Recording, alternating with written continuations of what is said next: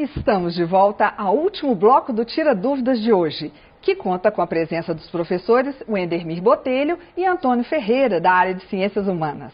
Participe você também dessa conversa. Ligue para o nosso telefone fixo ou envie uma mensagem para o nosso WhatsApp. Estamos esperando a sua participação. Enquanto você envia as suas dúvidas, nós vamos voltar para as nossas perguntas. Vamos lá para a próxima pergunta. Uma questão do 7º ano, além da regionalização do IBGE e a regionalização dos complexos regionais, qual outra você indicaria? Bom, eu indicaria várias regionalizações para a gente entender o Brasil, entender o mundo. Mas eu vou ficar com duas aqui. Uma eu já até comentei no bloco anterior, que é a regionalização dos complexos, do domínio morfoclimáticos, tá?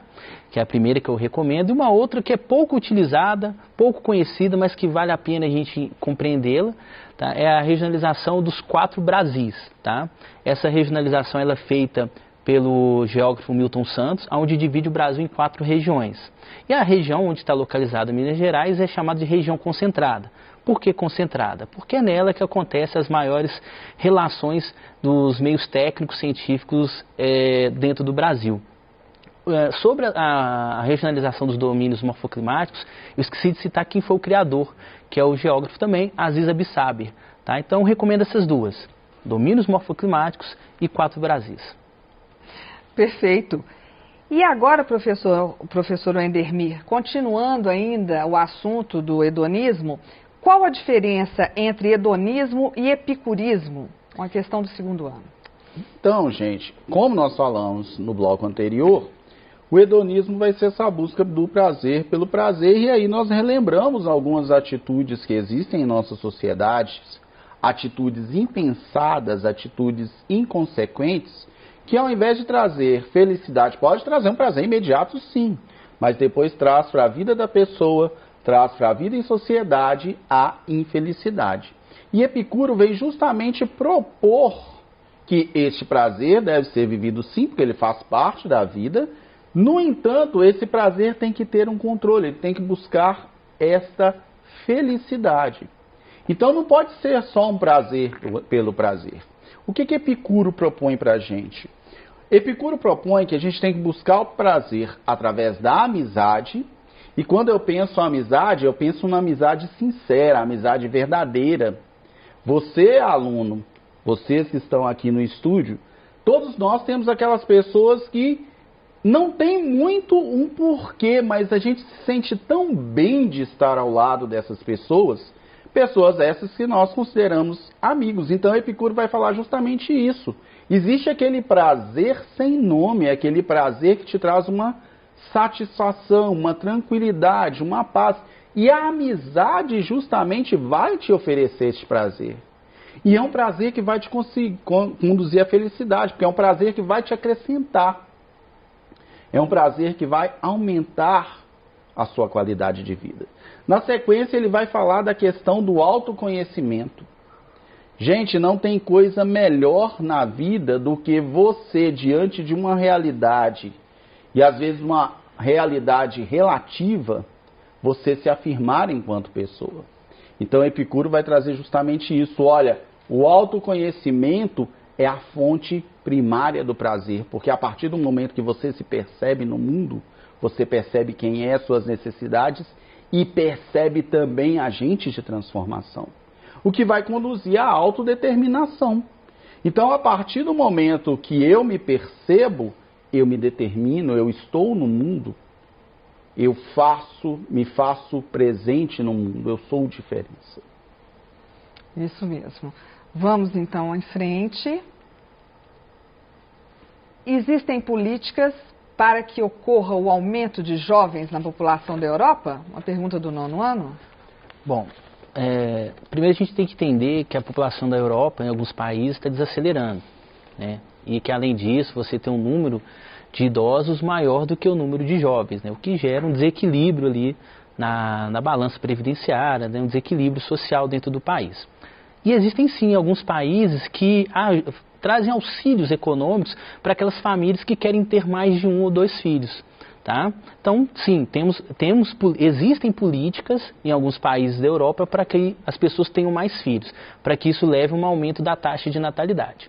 Uma outra política, que é uma política que gera alguns conflitos dentro da Europa, é a facilitação da entrada de imigrantes, né? Pessoas que vêm de outros países, tá? Principalmente países da Ásia e da África, para ocuparem aquele país e a partir dali também aumentarem, terem filhos e aumentar a taxa de natalidade. Mas por que eu disse que é um pouco gera algum conflito dentro da Europa? Porque alguns grupos de habitantes europeus não aceitam, né, essa chegada de imigrantes. Existe uma forte xenofobia dentro do continente europeu, então eles não concordam com essa política, né, de deixar imigrantes chegarem e de terem muitos filhos. Por quê? Porque há um medo, né, que a longo prazo esses imigrantes, né, com a sua cultura que é diferente, acaba tomando, né, dentro da hierarquia cultural ali, seja uma cultura que prevaleça como superior à cultura europeia. Então, sim, existem essas políticas, mas são políticas que são discutidas há muito tempo e que em alguns momentos acabam gerando conflitos, alguns contatos ali, né, alguns atos mais quentes, né, mais violentos do que normalmente acontece. E agora, para você ainda, professor, uma pergunta do 6º ano, relacionado ao meio ambiente. Diagrama é utilizado apenas para informar fenômenos naturais do planeta Terra?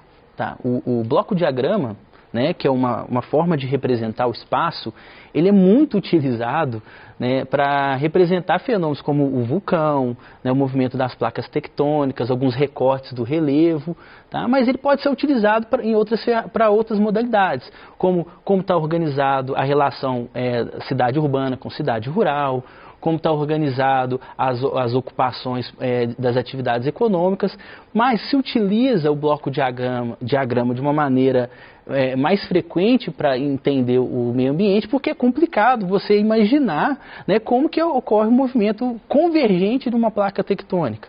Como que um vulcão entra em erupção, né? Visualizar isso é meio difícil. Então, utiliza-se mais nas áreas ambientais, mas pode ser utilizado sim em outras formas de análise da superfície. Perfeito. Então vamos lá. Uma pergunta do 3º ano agora. O que foi a Belle Époque? Belle Époque. Belle Époque, do francês, bela época.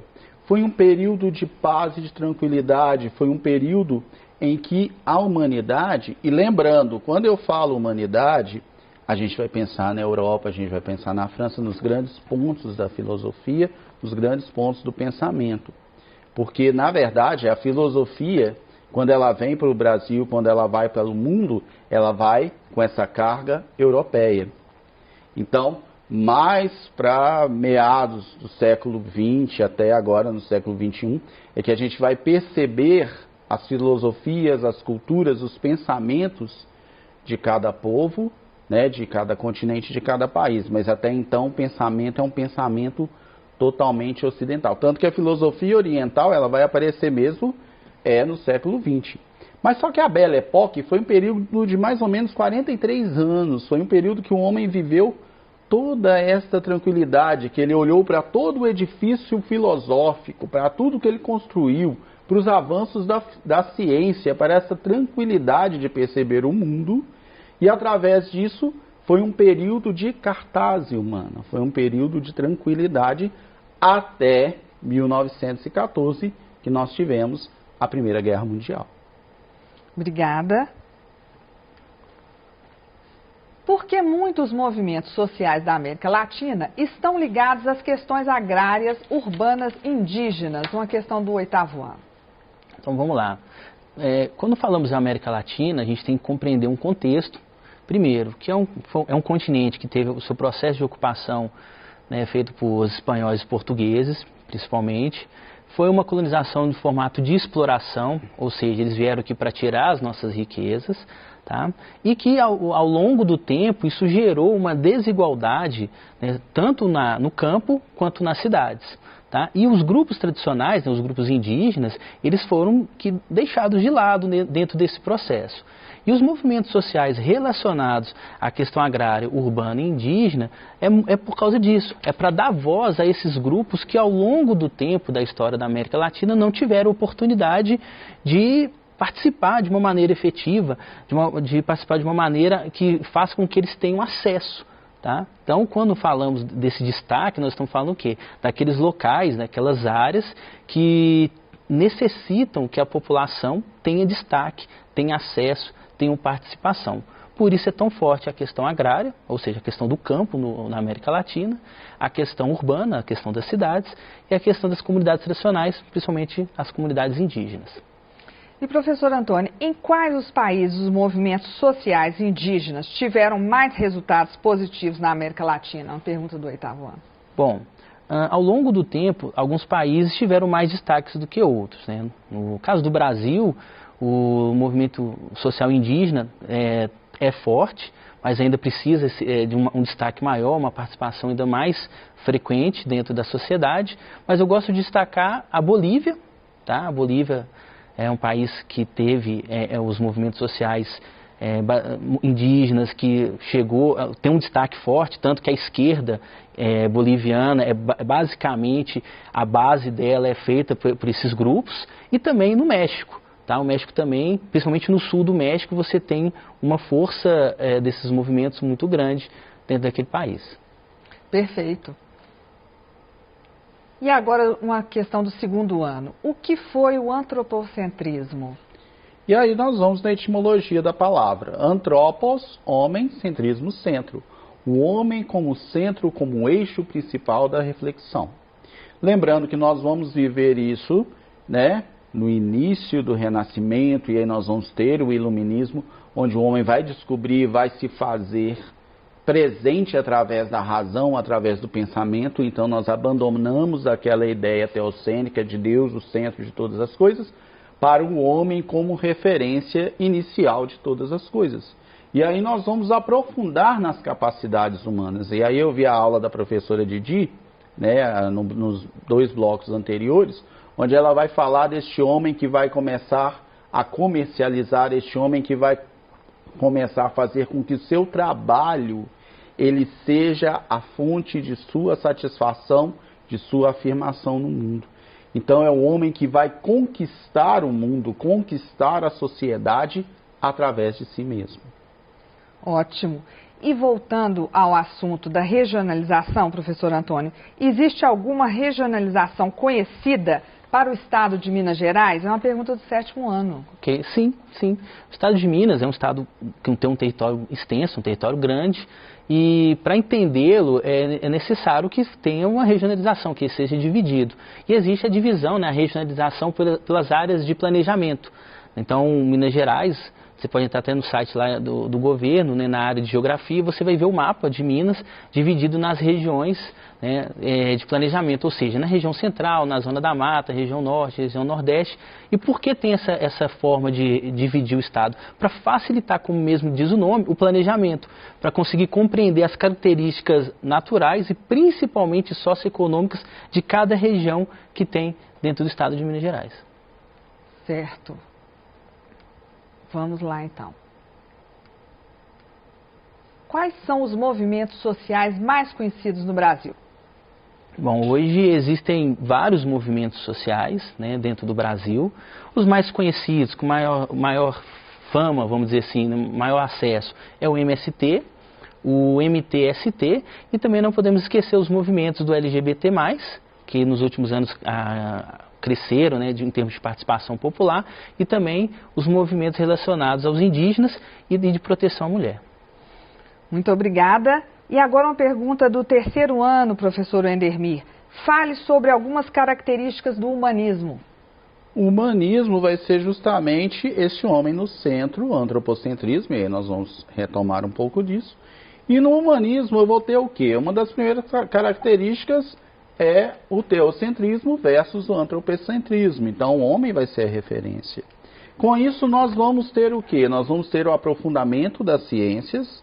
Então o corpo humano era considerado algo sagrado e intocável. Não, já vamos começar a manipular o corpo, já vamos começar a manipular a natureza. Vamos entender a natureza neste período e ver como que a gente pode produzir melhor, como a gente pode conseguir se cuidar através de medicamentos e por aí vai. Né? Lembrando que isso tudo no início, né? Não vou pensar medicamento agora. Isso lá no início. Resolver o problema das pestes, das mortes e por aí vai. Vou ter também a descentralização do conhecimento, porque até então apenas uma instituição tinha todo o conhecimento. Então este conhecimento passa a ser algo que o povo vai ter acesso.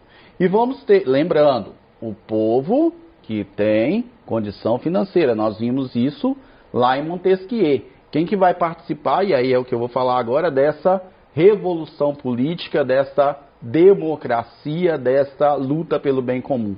Apenas aqueles que têm uma condição social. Né? Então, o humanismo vai trazer toda essa estrutura. Uma estrutura voltada para este homem ao centro de toda a realidade, ao centro do mundo. Ótimo.